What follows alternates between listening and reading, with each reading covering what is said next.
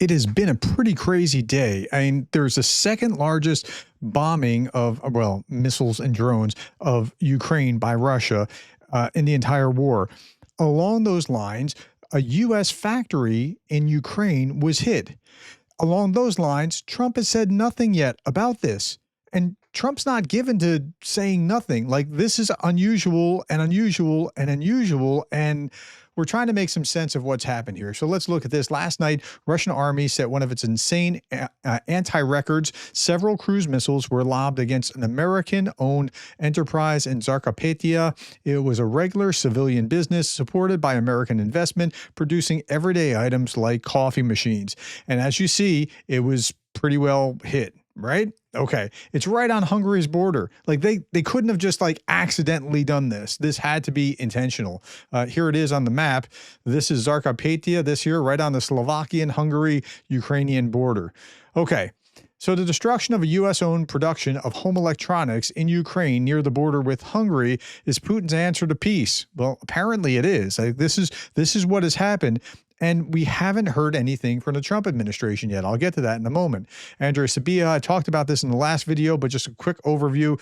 Contrary to all efforts to end the war, Russia undertook a massive combined airstrike in Ukraine overnight. One of the missiles struck this American electronics manufacturer. It's not the first Russian attack on American businesses in Ukraine after strikes on Boeing's offices in Kyiv earlier this year. Well, I guess you could write it off and say, well, that was in Kyiv. I mean, Kyiv's always in danger. This you can't write off, and you can't just look away. Now, Donald Trump put this out, and I'm not sure that it's at all related to it. He said, it's very hard, if not impossible, to win a war without attacking an invader's country. It's like a great team in sports that has a fantastic defense, but it's not allowed to play offense. There's no chance of winning. And then he goes on to complain about how crooked Joe Biden is and that sort of thing. And it just kind of fell apart from here, right? I mean, yeah. Okay. No, but it was interesting because Jay and Keeve's comment was spot on. If Trump wants golden statues of himself all over Eastern Europe, this could be the beginning of the path to accomplishing it. Like you could be the man, you just got to step up. Okay, the U.S. is considering enforcing a no-fly zone over Ukraine as part of a future security guarantee. Now, that's future security guarantees, years in the future, way off after the war is over, with American fighter jets and additional air defense systems among the options being prepared together with European allies. I'm not sure how that would even work, given that it's not like... It's not like plane over the country. The Russians will back up and fire a rocket from dozens or hundreds of kilometers away and then back up before any air defense could get anywhere near it. So I'm not sure even how that would operate. Trump again said that within about 2 weeks, it'll be clear whether peace in Ukraine has been achieved or not. And after that, it may be necessary to use the different tactics. Even I am getting tired of hearing 2 weeks, 2 weeks, 2 weeks. I know you think I'm soft on Trump. I'm really not. I'm just trying to unpack the facts. Yeah, I mean, 2 weeks. Come on, man. Step up and do something. It's very clear. Like an American factory was freaking hit. You're supposed to be all about business. Come on. What's going on? Okay. But Trump's posting things like this. This is on Truth Social.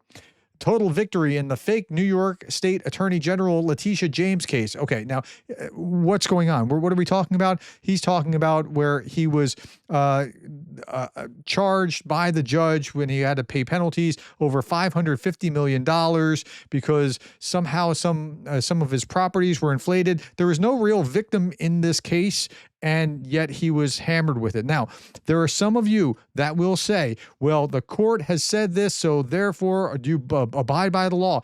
If that is where you are and it was appealed and he won, which he just did, you have to reverse yourself of what you just said before and say, well, he just won. It was appealed. The amount, including interest and penalties, was over $550 million. It was a political witch hunt in a business sense, the likes of which no one has ever seen before. So he's distracted by talking about this kind of thing, which I don't think he should have ever been talking about to begin with. One in which every legal pundit in New York said there was no case. Even editorial board said, do not do this. Judge Merchant gave me an unprecedented gag order, and he goes on and talks about this. Now, I'm going to argue okay, so some people will say, well, if you did the crime, you do the time. Okay, I get that. I understand. But this felt so top heavy.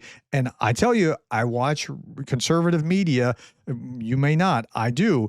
And I was pretty convinced that this was going to help him potentially win the presidential election because it seemed like he was being persecuted politically, at least to his base. It felt like that. I wonder if he would be president today if it wasn't for things like this, where the Democrats were flipping out going, yeah, he's a crook, he's a felon, he's right. If they had just taken the strategy of totally ignoring him in the meantime, I sincerely wonder whether Trump would be president to this day. Okay. Trump celebrates his victory. A New York appeals court has overturned a nearly $500 million fine imposed on Donald Trump in a fraud case. The court confirmed that he inflated the value of his properties to secure favorable loans, but spared him from paying massive penalty. He paid whatever the loan was. There was no question about it. He didn't defraud anybody about the loan itself. And so, I mean, if his name wasn't Trump, most conservative media said if his name wasn't Trump, he would have gotten a slap on the wrist for that and whatever. I'm not saying it's a good thing. I'm just saying how the perspectives are really interesting here. However, Trump and his sons were barred from holding executive positions in companies for several years. The judge ruled the fines excessive in violation of the 8th Amendment to the Constitution, which prohibits excessive fines and cruel punishments. Donald Trump called the court's decision a victory, a great victory for America, and claimed the case was a political trial aimed at preventing him from running for president. Well, it actually, in my estimation, propelled him forward because his base felt like he was being persecuted and it became more fervent. Now, he's running a victory lap about this on Twitter, not Twitter, on Truth Social today. So if I look at Truth Social, the most recent things that came out was this a little video of somebody saying, I'm winning, I'm winning, I'm winning, I'm winning, whatever. And this that I just read and the political trials and great win for America and the thing where he was pointing at Putin and Nixon pointing at Khrushchev, but nothing about the factory. It's really problematic that we're not seeing any response yet. Meanwhile, a U.S. senator threatens to push legislation designating Russia as a state sponsor of tea unless it returns thousands of kidnapped Ukrainian children. I thought, great.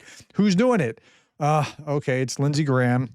And Lindsey Graham, like, focus on one thing and get that through, man. Just get the 500% tariff thing for India done. Like, if you're going to do something, don't just talk about it. Do the thing. Don't just talk. We've seen enough talking. Okay. I thought this was interesting commentary. Everything's flipped. Since the Alaska talks, everything is flipped in Russia's favor. Before the Alaska talks, remember, there was a 10-day countdown to those sanctions package, which was going to drive India far from the arms of Russia and make them stop taking in that Russian oil. And then Steve Witkoff went there, and then it all fell apart. What was once firm red lines are now being erased by Trump's desperation for a deal. It's not diplomacy, it's capitulation dressed up for a Nobel Prize. Okay. I mean, I can see what he's saying. The ceasefire line went first.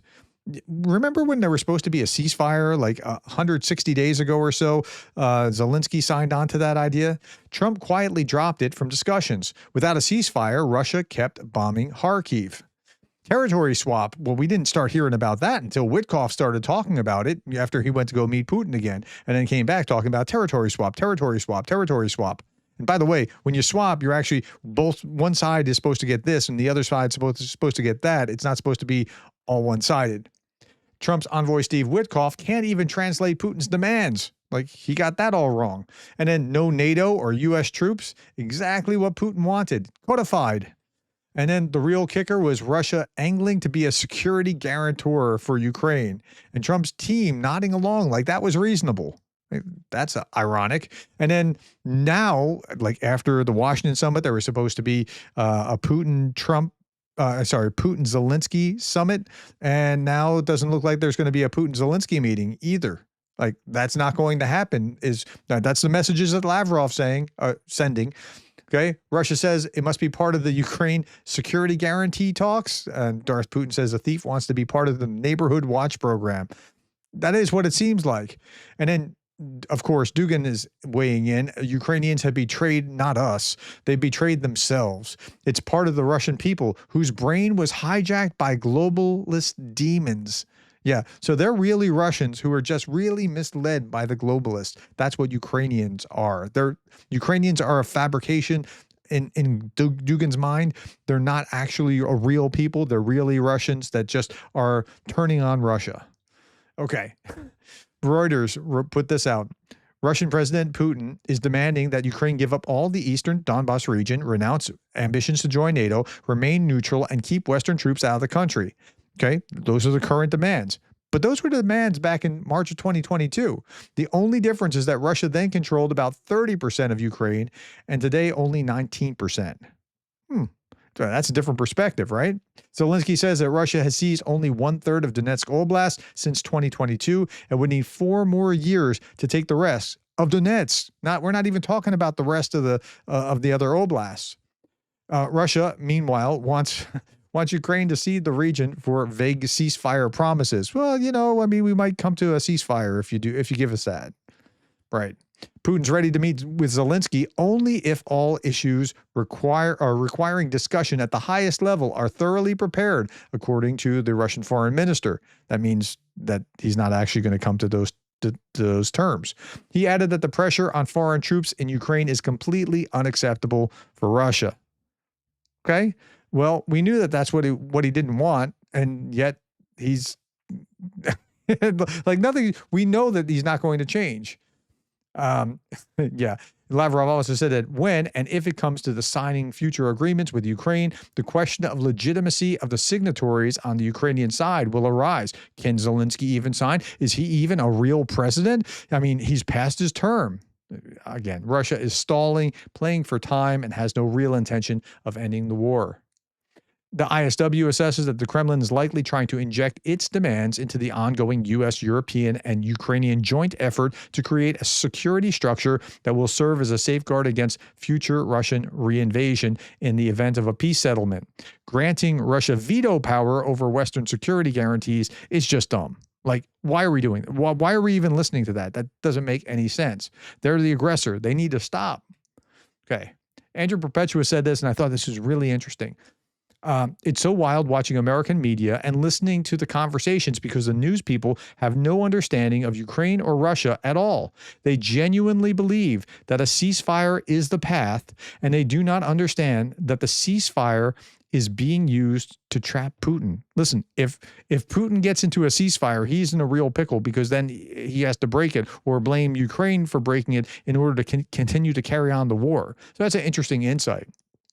Meanwhile, we still seem to think that we in America, and this is through J.D. Vance, still seem to think that somehow Zelensky is the bad guy. This is Republicans for Ukraine reposting this. It's quite telling that J.D. Vance thinks that Zelensky is the problem. And he's talking on Fox News to Laura Ingraham. Listen to this. Ice this time. Take us into the room, because we're all dying to know that. Well, I think when President Zelensky walked into the Oval Office, I was chatting with him, with the president, with some of the senior Ukrainian delegation. I said, Mr. President, so long as you behave, I won't say anything. And he just chuckled a little bit. And it was a good little icebreaker. I mean, so long as you behave, I won't say anything.